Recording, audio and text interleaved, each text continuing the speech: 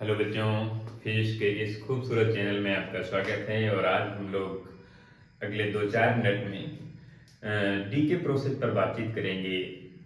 जब कोई एक न्यूट्रॉन प्रोटॉन में कन्वर्ट होता है तो किस तरह से कन्वर्ट होता है, या न्यूट्रॉन प्रोटॉन में कन्वर्ट होता है तो कैसे कन्वर्ट होता है। जब रेडियो एक्टिव प्रोसेस होता है तो उसमें उस प्रोसेस में एक जो मटेरियल होता है वो किसी दूसरे मटेरियल में कन्वर्ट होता है। एक रेडियोएक्टिव मटेरियल किसी दूसरे रेडियोएक्टिव मटेरियल में कन्वर्ट होता है। जैसे यूरेनियम थोरियम में कन्वर्ट होगा, या किसी दूसरे मटेरियल में कन्वर्ट होगा। मान लेते हैं हमारे पास एक मटेरियल है ए, ये बी में कन्वर्ट हो जाएगा, और बी नाम का जो मटेरियल है वो सी में कन्वर्ट हो जाएगा। और इसी तरह से साइक्लिंग चलती रहेगी, सी नाम का डी में हो जाएगा, फिर हो सकता है ये ए में कन्वर्ट हो जाए। तो ये प्रोसेस कंटिन्यू चलता रहता है। तो एक मटेरियल किसी दूसरे मटेरियल में कन्वर्ट होता है। इस कन्वर्ट होने के प्रोसेस को डीके प्रोसेस कहते हैं। जैसे मान लो एक बर्फ का टुकड़ा है, और अभी ये 100 ग्राम बर्फ का टुकड़ा है, तो कुछ देर के बाद बर्फ कुछ पिघल जाएगी। मान लेते हैं कि 100 ग्राम शुरू में बर्फ है, 100 ग्राम बर्फ है, और कुछ समय के बाद मान लेते हैं कि 10 सेकंड के बाद बर्फ 80 ग्राम बची और 20 ग्राम पिघल गई। तो 20 ग्राम का डीके हो गया, 20 ग्राम पानी बन गया। फिर अगले 10 सेकंड में ये मान लेते हैं 50 ग्राम बचा, तो शुरू वाले से 50 ग्राम का डीके हो गया। डीके का मतलब होता है एक मटेरियल किसी दूसरे मटेरियल में बदलना, कन्वर्ट होना। और जब एक मटेरियल दूसरे मटेरियल में कन्वर्ट होता है तो उस न्यूक्लियस में जो प्रोटॉन न्यूट्रॉन होते हैं, उनमें से कुछ ऐसे प्रोटॉन होते हैं जो न्यूट्रॉन में कन्वर्ट होते हैं, और कुछ ऐसे न्यूट्रॉन होते हैं जो प्रोटॉन में कन्वर्ट होते हैं। यानी न्यूट्रॉन और प्रोटॉन का कन्वर्जन। कैसे कोई एक प्रोटॉन न्यूट्रॉन में कन्वर्ट होता है, यानी प्रोटॉन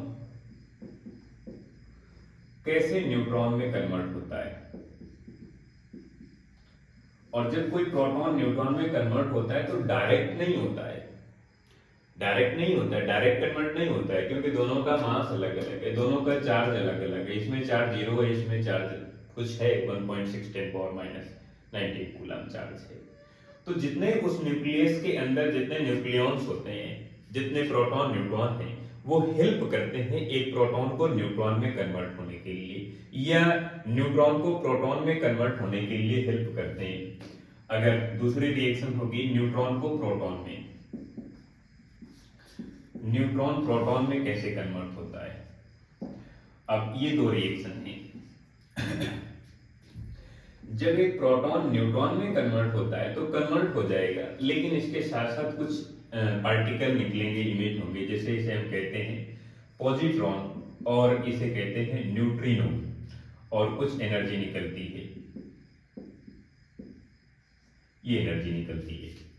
और जब एक न्यूट्रॉन प्रोटॉन में कन्वर्ट होता है तो न्यूट्रॉन प्रोटॉन में कन्वर्ट हो जाएगा, लेकिन उसके साथ साथ निकलेगा एंटी पॉजिट्रॉन और एंटी न्यूट्रिनो निकलेगी, प्लस कुछ एनर्जी निकलेगी।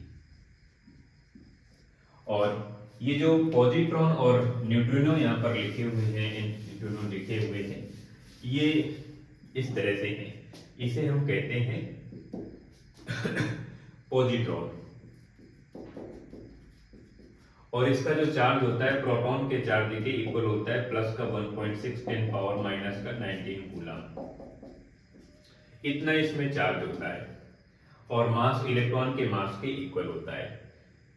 इसे हम लोग कहते हैं न्यूट्रिनो, इसका नाम होता है न्यूट्रिनो।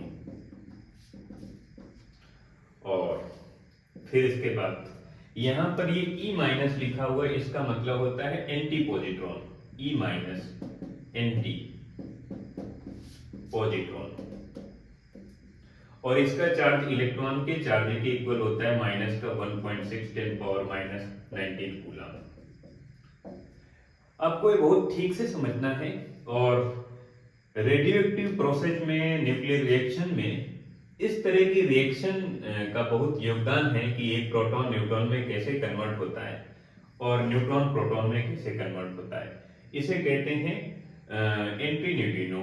ये नेगेटिव साइन इसके ऊपर अगर बार सिंबल बन जाए तो इसका मतलब होता है एंटी न्यूट्रिनो,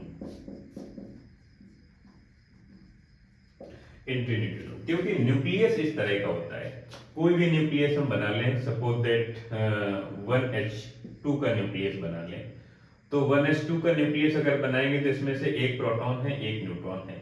और ऐसे अगर कोई दूसरा अगर ऐसे हैं, मान लेते हैं कि दो इस तरह के न्यूक्लियस हैं, तो दो प्रोटॉन होंगे, दो न्यूट्रॉन होंगे, और ये दूसरे न्यूक्लियस में कन्वर्ट होंगे जिसमें प्रोटॉन न्यूट्रॉन अलग अलग हो सकते हैं। तो उस न्यूक्लियस के अंदर जितने भी नंबर ऑफ न्यूक्लियॉन्स हैं, वो सब मिलकर हेल्प करते हैं एक प्रोटॉन को न्यूट्रॉन में कन्वर्ट होने के लिए, या एक न्यूट्रॉन को प्रोटॉन में कन्वर्ट होने के लिए हेल्प करते हैं कि आप चेंज हो जाओ। उसके लिए वो पूरा जोर लगाते हैं, पूरी ताकत लगाते हैं उसके कन्वर्जन में, उसके चेंज होने में। तो ये रिएक्शन है प्रोटॉन के न्यूट्रॉन में कन्वर्ट होने में और न्यूट्रॉन के प्रोटॉन में कन्वर्ट होने में। इसे हम लोग डीके प्रोसेस कहते हैं। डीके का मतलब एक मटेरियल किसी दूसरे मटेरियल में बदलना, चेंज होना।